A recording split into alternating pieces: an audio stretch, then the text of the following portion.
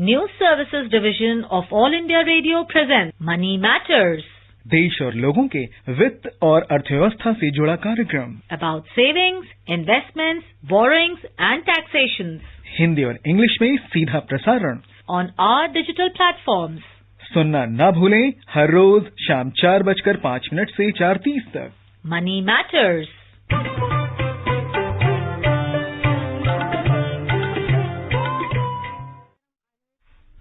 Welcome to this edition of Money Matters, a financial literacy program on our official YouTube channel and other digital platforms. A program in which we bring information on personal finance like savings, investments, borrowings and taxation.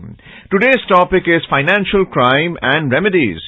You can ask questions directly on our studio number 011-2342-1165. Our numbers once again are with the STD code 011-2342-1165 and also on our email ID moneymatters.air@gmail.com. I am Arjun Chaudhary and with me is my co-anchor in Hindi Manoj Pathak. नमस्कार, money matters के आज के अंक में आपका स्वागत है।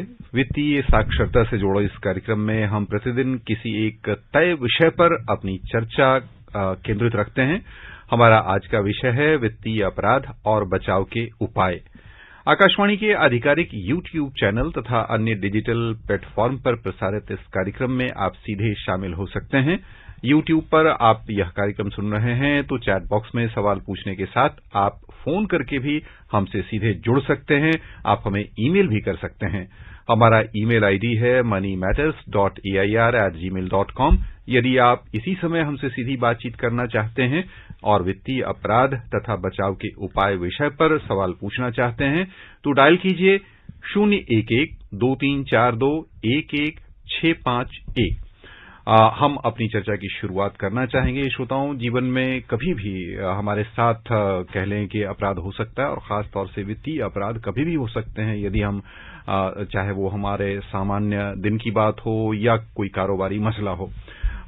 संयोग की बात यह है कि हमारे साथ आज हमारे जो एंकर हैं अर्जुन चौधरी, वो एडवोकेट हैं और वकालत के प्रोफेशन से जुड़े हुए हैं। हम उन्हीं से अपनी चर्चा की शुरुआत करना चाहेंगे और जानना चाहेंगे। अर्जुन, हमें ये बताएं कि वित्तीय अपराध का आयाम क्या क्या हो सकता है और कैसे कैसे हम इससे प्रभावित हो सकते हैं। देखिए, अगर हम फाइनेंशियल क्राइम को ही देखें in terms of transaction related fraud, जहां पे किसी ने आपके साथ धोखाधड़ी की है या डिसेप्शन किया है एंड एज अ रिजल्ट आपका रॉन्गफुल लॉस होता है और किसी का रॉन्गफुल गेन होता है, तो आपके पास ग्राउंड्स होते हैं to take action. You can file a complaint with a law enforcement agency, जिसे हम पुलिस कहते हैं। There are specialised agencies also, और उनके पास कंप्लेन आप दर्ज कराइए। हैव इट रजिस्टर्ड, ऑनलाइन भी कर सकते हैं, इन पर्सन भी कर सकते हैं। एंड उनके पास जो पावर्स हैं वो 3 तरह की होती हैं। एक होता है अरेस्ट, दूसरा होता है सर्च और तीसरा होता है सीजर ऑफ कॉन्फिस्केटेड प्रॉपर्टी और द पर्सन इटसेल्फ। और ये सब एक प्रिलिमिनरी इन्वेस्टिगेशन के अंडर आता है और फाइनल इन्वेस्टिगेशन के अंडर आता है। अगर लॉ एनफोर्समेंट एजेंसी कॉग्निसेंस ना ले, अगर आपके कंप्लेंट को रिकॉग्नाइज ना करे, तो आप कोर्ट को भी अप्रोच कर सकते हैं। तो ये जो अरेंजमेंट है ये कोड ऑफ क्रिमिनल प्रोसीजर में मेंशन की गई है, including powers of law enforcement agencies and the ability of the court to hear a complaint and to decide on it. यहां पर अगर हम देखें फाइनेंशियल क्राइम्स को, तो अब ये काफी कॉमन हो गई हमारे सोसाइटी में, क्योंकि ट्रांजैक्शन बेस्ड। अगर आप बैंकिंग सिस्टम को देखें, अगर आप पेमेंट सिस्टम को देखें, पेमेंट एंड सेटलमेंट सिस्टम को देखें, तो वहां पर इस तरह के फ्रॉडुलेंट एक्टिविटीज भी बढ़ गई हैं। यहाँ पर श्रोताओं, हम आपको सजग करना चाहेंगे कि जब कभी आप कारोबार के लिए जाते हैं, किसी भी तरह का लेन देन किया करते हैं और जिस तरह से डिजिटलाइजेशन बढ़ रहा है, जिस तरह से समाज में तकनीक की भूमिका बढ़ रही है, उसी तरह हमारे साथ धोखाधड़ी की आशंकाएं भी बढ़ती जा रही हैं। हमारे साथ कई तरह की समस्याएं आ सकती हैं और कभी भी हम इसके शिकार हो सकते हैं। आप चाहें तो इस पल भी हमारे साथ फोन करके हमसे जुड़ सकते हैं। हमारा नंबर है 011-2342-11651। श्रोताओं, आज हमारे इस कार्यक्रम में हमसे चर्चा के लिए स्टूडियो में आमंत्रित हैं देश के जाने माने अधिवक्ता और साइबर सिक्योरिटी के विशेषज्ञ पवन दुग्गल। पवन जी, मनी मैटर्स के आज के अंक में आपका बहुत बहुत स्वागत है। धन्यवाद। हम चर्चा की शुरुआत में ही समझना चाहेंगे कि जो फाइनेंशियल क्राइम्स हैं वो कहाँ हम इनके शिकार हो सकते हैं और किस रूप में बचाव के लिए हमें सजग रहना चाहिए। देखिए, फाइनेंशियल क्राइम्स हम सबकी जिंदगी का अहम हिस्सा हो चुके हैं। अगर हम समझें कि हम बिल्कुल स्वतंत्र हैं और हमारे जीवन में फाइनेंशियल क्राइम कभी होने ही नहीं वाला, तो ये एक अतिशयोक्ति होगी। कारण यह है कि आज हम लोग सब डिजिटल माध्यम पर पूरी तरीके से आश्रित हैं। चाहे हम बैंक के थ्रू, क्रेडिट कार्ड के थ्रू, डेबिट कार्ड के थ्रू ट्रांजैक्शन करें या एप्लीकेशन जैसे पेटीएम से ट्रांजैक्शन करें, हम कहीं ना कहीं डिजिटल माध्यम का इस्तेमाल कर रहे हैं। और जब हम करते हैं तो अधिकांश तौर पर हम साइबर सुरक्षा पर उतना ध्यान नहीं देते जितना हमें देना चाहिए। इसका परिणाम स्वरूप होता यह है कि हम कहीं ना कहीं हमें फाइनेंशियल फ्रॉड का या फाइनेंशियल क्राइम का एक विक्टिम बनना पड़ता है। जब मैं फाइनेंशियल क्राइम की पृष्ठभूमि देखता हूं तो मैं पाता हूं कि मुख्य तौर पर ये वो क्राइम होते हैं जो किसी प्रॉपर्टी के विरुद्ध कमिट किए जाते हैं, और ये प्रॉपर्टी अक्सर पैसा होता है जिसमें अनलॉफुल कन्वर्शन होता है।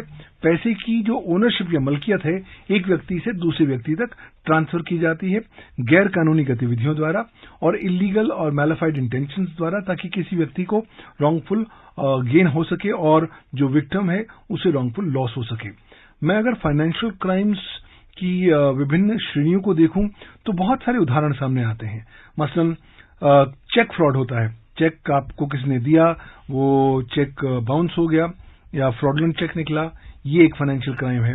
फिर क्रेडिट कार्ड फ्रॉड है। किसी ने आपसे आपका क्रेडिट कार्ड नंबर लिया लेकिन उसका दुरुपयोग कर लिया, या किसी दोस्त ने या परिवारजन वाले ने ही आपसे 2 मिनट के लिए क्रेडिट कार्ड लिया और फिर उसको स्कीम कर लिया और उसकी जानकारी दे के बुनियाद पर एक क्लोन्ड कार्ड बना लिया। तो ये क्रेडिट कार्ड फ्रॉड्स होते हैं। बहुत बार अमेरिका में जैसे हम देखते हैं कि लोग मॉर्गेज लेते हैं अपने घरों को खरीदने के लिए और बैंक लोन देते हैं, वहां पर भी फ्रॉड्स देखने को आते हैं। मेडिकल फ्रॉड बहुत होते हैं जहां पे फाइनेंशियल पैसे का लेन देना हो जाता है। मसलन कि आपको वहां चोट तो लगी नहीं है लेकिन आपने मेडिकल इंश्योरेंस में एक झूठा बिल बना दिया है और झूठे दस्तावेज के आधार पर आपने इंश्योरेंस कंपनी से क्लेम भी खरीद लिया है, तो ये भी एक किस्म का फाइनेंशियल क्राइम है।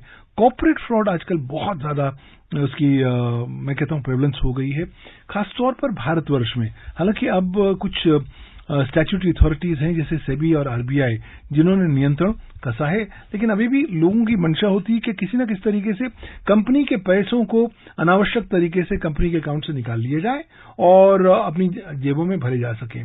बैंक फ्रॉड्स हैं, इंश्योरेंस फ्रॉड्स हैं, हेल्थ केयर फ्रॉड्स हैं, टैक्स इवेजन है। मैं अगर इनकम टैक्स भी बचाता हूं और उसके लिए मैं कोई दस्तावेज जाली पर पेश करता हूं तो वो भी एक फाइनेंशियल क्राइम माना जाता है।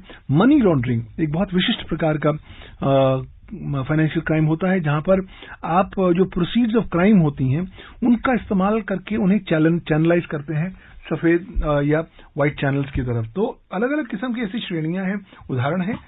हम अपने रोजमर्रा के जीवन में कभी ना कभी फाइनेंशियल ट्रांजैक्शंस करते हैं, तो जब हम करें तो ध्यान रखें, हो सकता है शायद इनमें से कोई ऐसी परिस्थिति है जो हम पर आन पड़े और हमें खुद इस फाइनेंशियल क्राइम का शिकार बना सके।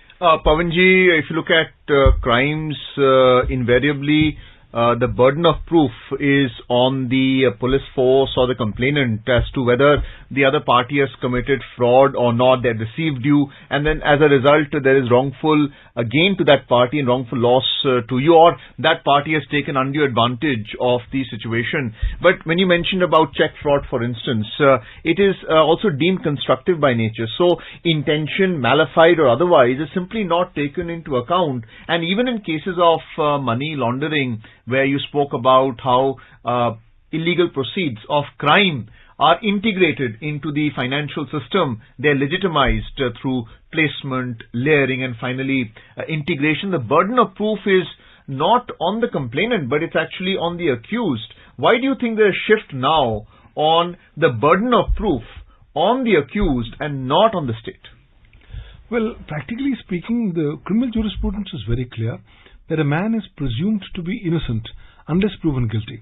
And the same principle is equally applicable in the context of financial crimes as well. So when a financial crime gets booked, it's the duty of the prosecution to go ahead, or the complainant to go ahead and prove that this crime did indeed take place. But in cases when there are distinct nuances pertaining to financial transactions, for example, when you give me a check and your check bounces, then I don't really need to prove that you had given me a check, because that's already a matter of record. And the bouncing of the check is also a matter of record. Your intention that you wanted to commit a crime is often not relevant in a number of financial crimes. But if there are certain crimes which are done deliberately and consciously, then the intention element comes in. When one traditionally looks at the provisions given under the Indian Penal Code, as also under distinct financial crime legislations, one finds that the fundamental principle of actus reus and mens rea are invariably applied, which is that there must be an action in the form of an actus reus, and there must be mens rea, or an intention to commit the crime. But increasingly in our country, we are finding that trying to get the financial crime offenders convicted in a court of law is a big, tall challenge, because they would come up with some excuse or the other, or there will be some lacuna on the part of the prosecution to go ahead and prove criminal charges. So I think the system needs to be toned up. The victims need to be given that assurance that the system and the provisions of law are going to be at the beck and call of the victim and will help them in getting access to effective justice. So effectively, there's a retribution in the criminal justice system. There's restitution also in the form of compensation, and the burden of proof is not really being imposed so much on the complainant or the state here. You mentioned about actus reus and mens rea, which in translation simply means a wrongful act, actus reus, and guilty mind, mens rea. So whether the person has a guilty mind or not is very difficult to prove when you have a due process system, but you can certainly prove if there's wrongful act or not. Absolutely, and therefore the focus of majority of the approaches adopted by courts is that if the factum of the wrongful act has been proved, then a presumption is there that it's been done with an illegal mind or an illegal intention. So most of the time, the role of the prosecution is trying to prove the facts or the acts which had led to the financial crime. Once the crime has been established on record, then of course it's a presumption that the court draws, and then the onus of proof shifts on the accused, that he in fact did not commit the crime. Although he had committed the crime, there was no logical intention or intent to go ahead and do the illegal activity. पवन जी, आपने कई तरह के जो वित्तीय अपराध हो सकते हैं उनकी श्रेणियां बताई कि इनका शिकार हम हो सकते हैं। मैं एक खास कह लें कि जो कोऑपरेटिव सेक्टर का फ्रॉड है, ये किस रूप में होता है और उसके शिकार आम लोग कैसे हो जाते हैं, कैसे उससे बच सकते हैं, उसके बारे में जानकारी दे दें। देखिए, आजकल मार्केट्स का तो कुछ कहा ही नहीं जा सकता, कभी ऊपर है कभी नीचे है, लेकिन बहुत सारी कंपनियां वक्त वक्त पर अपनी शेयर ऑफरिंग्स प्रस्तुत करती हैं मार्केट में। अब अगर आप उपभोक्ता हैं और अगर आपने बिना ड्यू डिलिजेंस किए, सोच समझे और शोध किए हुए अगर आपने किसी कंपनी के शेयर खरीद लिए और उसके कॉलिंग प्राइस पे खरीद लिए, तो बहुत जल्दी आपको पता लगेगा कि शायद आपके साथ फ्रॉड हो गया है। उसकी कीमतें उतनी नहीं थी जितना आपको बताया गया, और आप अपने पैसे अक्सर गवा देते हैं। हम अक्सर ये भी देखते हैं कि कई बार आप प्राइवेटली कंपनियों में निवेश कर देते हैं, क्योंकि कंपनियां आपको बहुत हाई रिटर्न्स की प्रॉमिस करती हैं कि हम आपको पर साल 20% देंगे, 18% देंगे, जो वास्तविक तौर पर बुनियादी स्तर पर मार्केट्स पर उपलब्ध नहीं है। तो जब हम इस तरह के लार्जर देन लाइफ और hard to believe true offers के ऊपर रिलाई करते हैं, तो अक्सर हम शिकार बन जाते हैं। और मुख्य तौर पर अगर आप शेयर्स और डिबेंचर्स में काम कर रहे हैं, तो थोड़ा बहुत देख लीजिए मार्केट कैसे चल रही है। एकदम पैसा मत लगाइए, क्योंकि अगर आपने पैसा लगाए और कल को एकदम शेयर डाउन आ गया, तो आपने पैसे पूरे गवा देने हैं। Pavan ji, also when we talk about prevention policy or that is being advocated by the state, we have regulations in place, so they need to be improved as well. As my co-anchor just asked about the cooperative society and frauds associated with that. If the managing committee, if there are proper checks and balances on their conduct, then clearly the fraudulent cases will come down. Even in other instances where we look at how crimes are treated, if there is a prevention policy, if you have strong regulatory controls, for instance, you spoke about securities like bonds issue, let's take the example of Yes Bank. You have a board of trustees appointed so that the bonds are properly redeemed to the bondholder. Sinking fund is created. There is oversight on how the company is behaving and ensuring that each coupon is being properly redeemed. But we find that there is not proper control over such institutions created. Do you think prevention is equally important when you look at how to tackle crime also?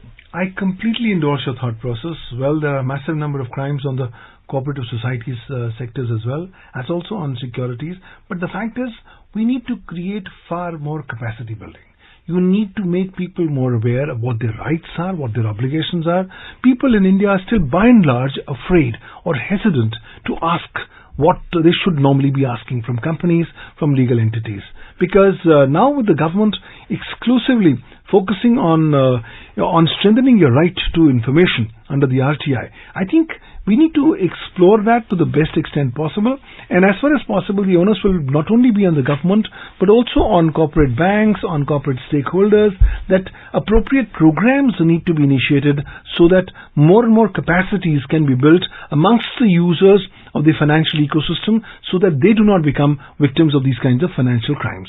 And we were just discussing on financial crime and remedies with noted Supreme Court advocate Sri Pavan Duggal on the program Money Matters, which is on News on Air official YouTube channel. You may ask questions in the comment section of the YouTube channel and through our email ID moneymatters.ir@gmail.com.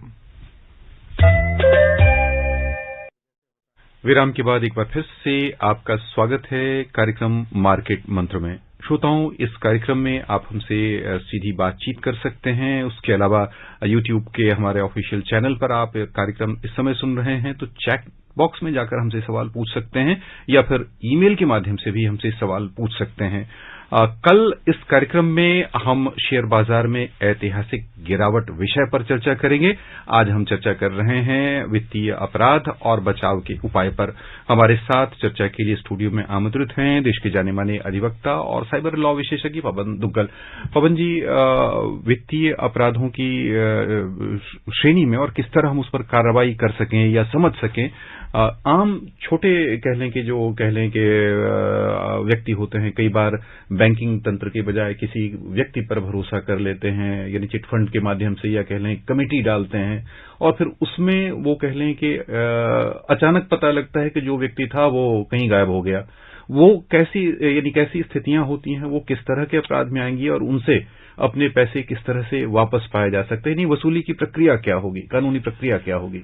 देखिए, कहीं ना कहीं हम भारतवासी हैं, इसलिए विश्वासी हैं। जो लोग कहते हैं उन पर विश्वास कर लेते हैं। वहां पर कहीं ना कहीं अपनी मानसिकता को बदलने की आवश्यकता है, क्योंकि अगर कोई आपको चिट फंड में बोल रहा है कि पैसे डबल करके देगा या आपको कुछ और बहुत ज्यादा मन लुभावने ऑफर्स दे रहा है, तो कृपया उस पर विश्वास न करें। और अगर आपने पैसे फंसा दिए तो मान लीजिए पैसे चले जाएंगे। अब सवाल है, वसूली की प्रक्रिया के लिए आपके लिए एक लंबा रास्ता आगे है। क्यों?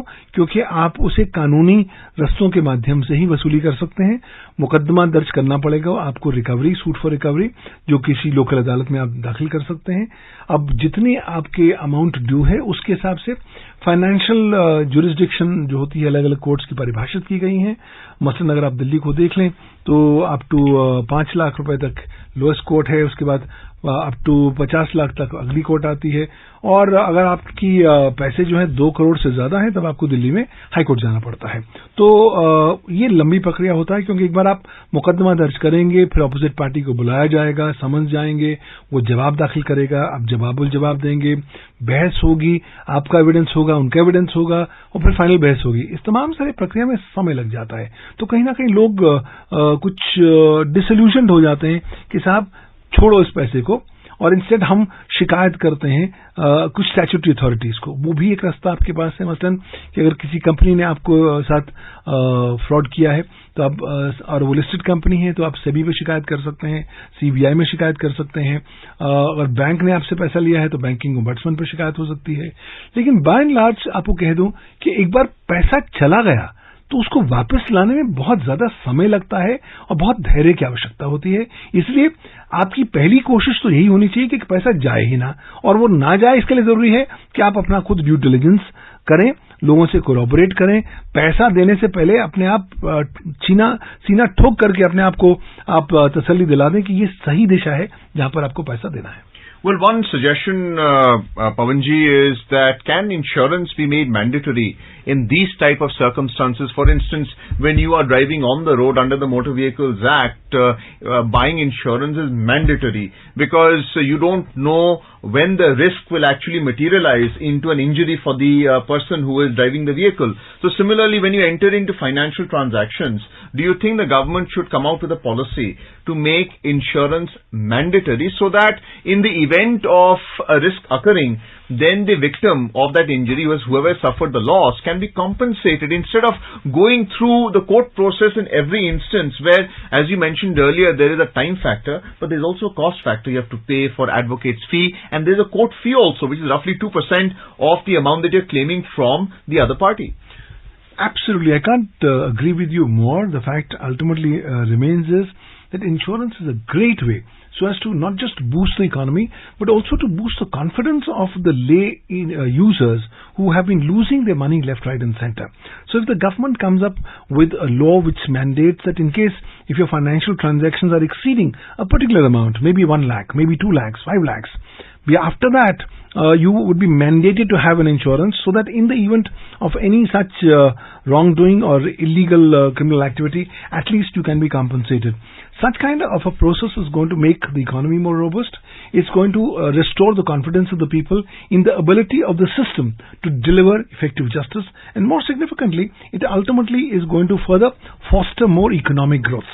So I believe that could be a great step forward. Hopefully the IRDA, the Insurance Regulatory Authority, is listening. Maybe they can come up with new approaches so that ultimately the man on the street is the most important man.